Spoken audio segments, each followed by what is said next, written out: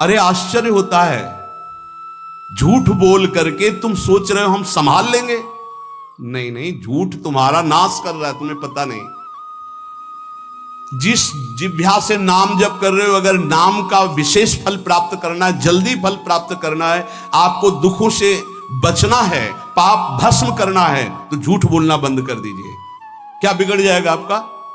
सच्ची बोलने में क्या बिगड़ जाएगा? सच्ची बोलना शुरू करोगे, हिम्मत नहीं रह जाएगी पाप करने की।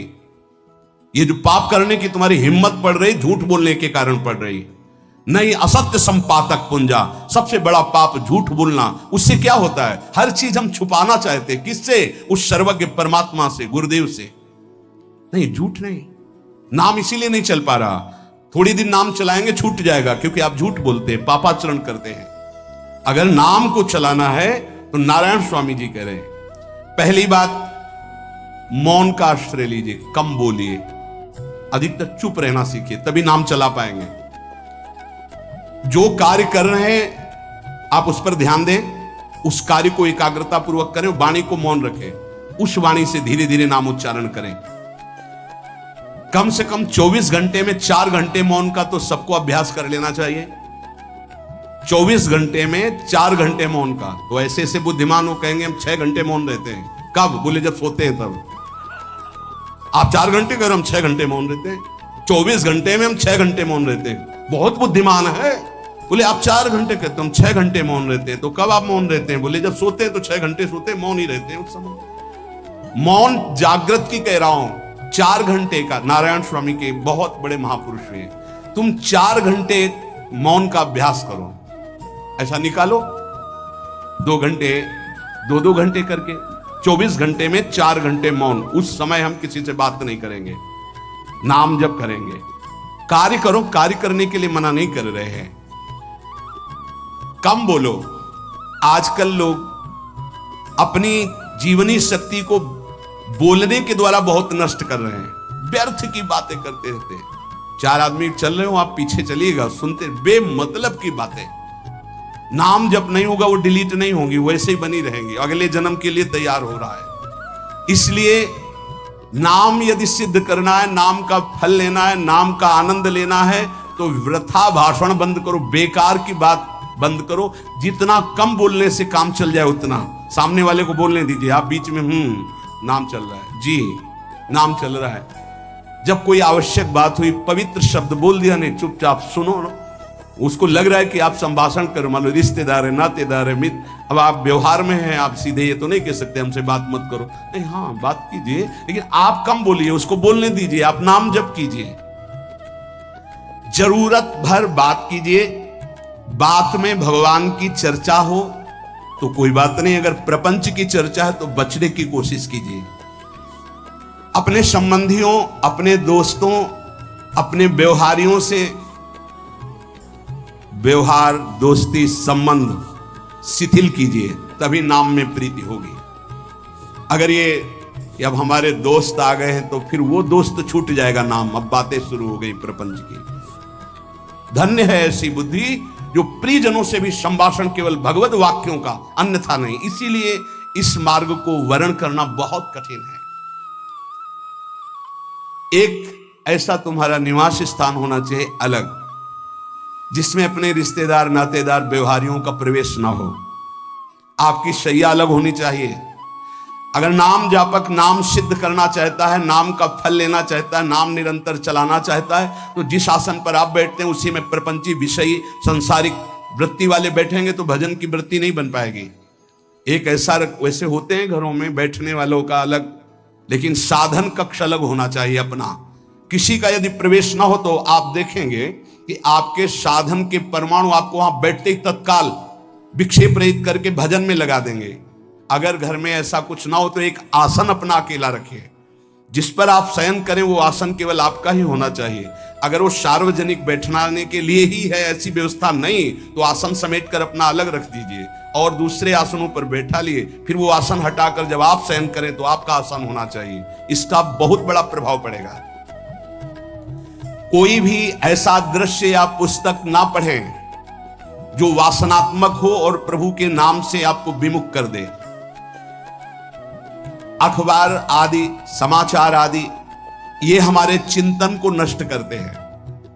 अगर नाम जप करना है, निरंतर नाम स्मृति बैठालनी है, एक घटना कई मिनट तक विक्षेप देती है।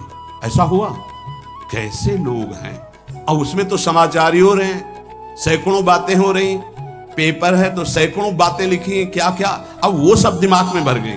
इतना व्यसन है किसी किसी को पेपर पढ़ने का, समाचार पत्र पढ़ने का, कि सुबह होते ही वो विरह में रहते हैं कि पेपर आ जाएगा। आया, मिला तो ऐसी एकाग्रता से पढ़ते हैं जैसे वेदांत चिंतन करने वाला वेदांत चिंतन। चश्मा लगा, चाय रखी, ठंडी हो रही, उससे मतलब बीच बीच में चाय और चश्मा से और पूरे दिमाग में वही। अब क्या करेगा, जो पढ़ा है उसका चिंतन बनेगा, वही बोला जाएगा। अब जहां चार मिले तो तुम्हें पता है, उत्तर प्रदेश में ये हुआ, मध्य प्रदेश में ये हुआ, चर्चा दिमाग। नाम जापक पूज्य श्री नारायण स्वामी कह रहे, अखबार पढ़ना, दुनिया भर के प्रपंच की जिसमें बातें हैं, ऐसे समाचार, ऐसे टेलीविजन देखना, ये तुम्हारे हृदय में नाम नहीं चलने देंगे, तुम्हारी स्फुरणा को गंदी कर देंगे, बेकार का वक्त खराब होगा। इसलिए अगर आपको पढ़ना ही है तो धार्मिक ग्रंथों को पढ़िए, अपने इष्ट संबंधी ग्रंथों को पढ़िए नाम जपने के लिए। किसी को कभी वचन न दें। पांचवा, बहुत बहुत पॉइंट की बात करें, यदि आपने किसी को वचन दे दिया और पूरा नहीं किया तो भजन का फल वहां जाएगा, ध्यान रखना। यही हमसे सब त्रुटियां होती रहती है अपने लोगों से। जाओ आज से बाद वचन दे दिया, हम ऐसा नहीं करेंगे, नहीं करेंगे चाहे मर जाएं। और अपने लोग ऐसे फिसड्डी हैं कि शाम के वचन देते हैं और सुबह फिसल जाते हैं, 2-4 दिन बहुत चला फिर फिसल जाते हैं। बोले कसम से आज से ऐसा नहीं करें। तो आप इसको खिलवाड़ न समझे, आपके सुकृत नष्ट हो रहे हैं, वासना आपके सुकृतों को नष्ट कर रही।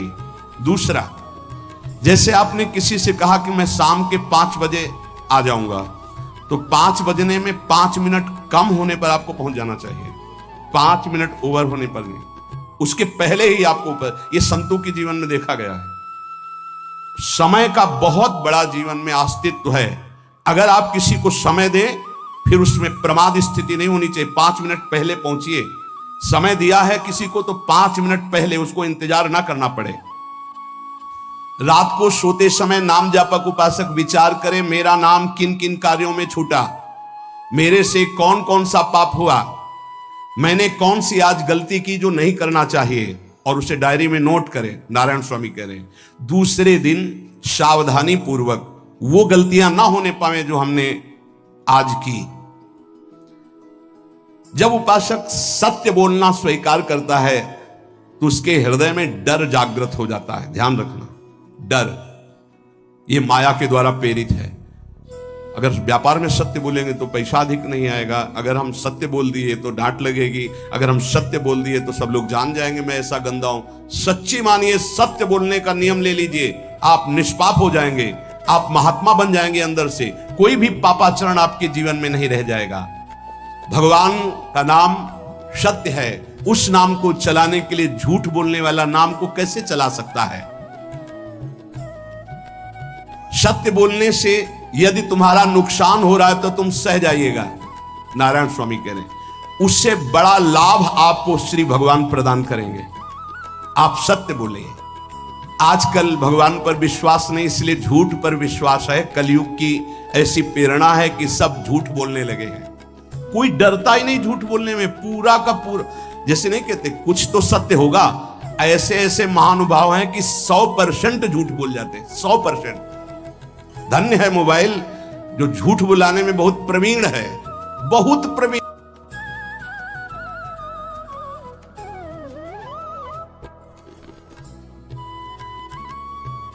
बहुत प्रवीण है।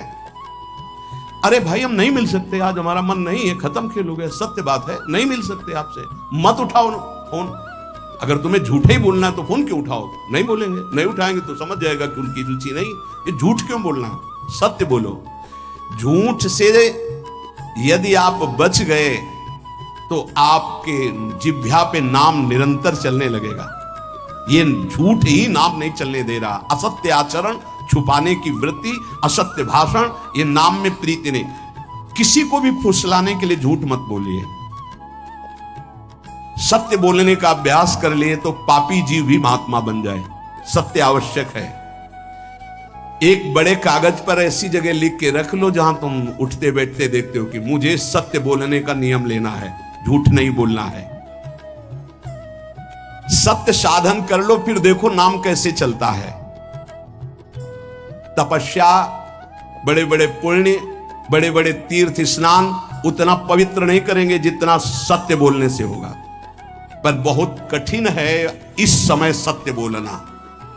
मतलब बात बात पे असत्य का ही वर्ताव हो रहा है, असत्य का अच्छा, ये कोई संसारी आदमी में नहीं, कुछ ऐसे होंगे जो सत्य की वार्ता करते नहीं। प्रायः क्या जाता है, झूठ बोलने में बोल दिया और सामने वाला राजी हो गया, हम निकल गए।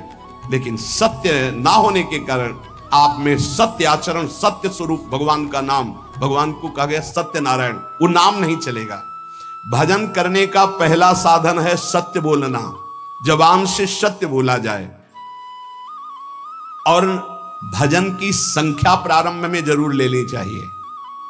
यदि 10 माला का नियम लिया, 20 माला का नियम लिया, तो उसे निर्वाह करो। जैसे यहां शरणागति मंत्र मिलता है तो 11 माला प्रारंभ में दी जाती है कि आपको करना ही है, ज्यादा हो जाए वो ठीक, 11 से कम वो कभी जीवन में नहीं। अपने जीवन में गुरु आज्ञा 11 माला तो करनी है, हर समय करना है। पर ये मन थोड़े दिन तो नियम में चलेगा, इसके बाद छोड़ देगा। दीक्षा तब लेनी चाहिए जब गुरु आज्ञा पे चलने की हिम्मत हो, नहीं तो ऐसे ही नाम जपो करो। जब नियम मिल गया 11 माला तो चाहे प्राण निकल जाए, हमको 11 माला पूरे करने, प्राण निकलने तक गुरु आज्ञा का पालन करना है। यदि आप नाम जप अधिक मात्रा में नहीं करेंगे तो जो आपको नाम मिला है उसका फल आपको अनुभव में नहीं आएगा। क्यों? क्योंकि नाम का हिस्सेदारी होती है, भजन की हिस्सेदारी होती है। जैसे किसी ने प्रणाम किया, वो भजन लिया। गृहस्थी को इसीलिए मना किया कि रास्ते में परिक्रमा मार्ग में हलवा पूड़ी ये सब बट रहा है, हाथ मत फैलाओ। वो दान कर रहा है, सुकृत कर रहा है, और कोई दूसरे ले विरक्त आदि। आप अपने भूख मिटाने के लिए 4 रुपया के चना लेके भले पालो, लेकिन दूसरे के द्वारा दिया हुआ हलवा मत पाओ।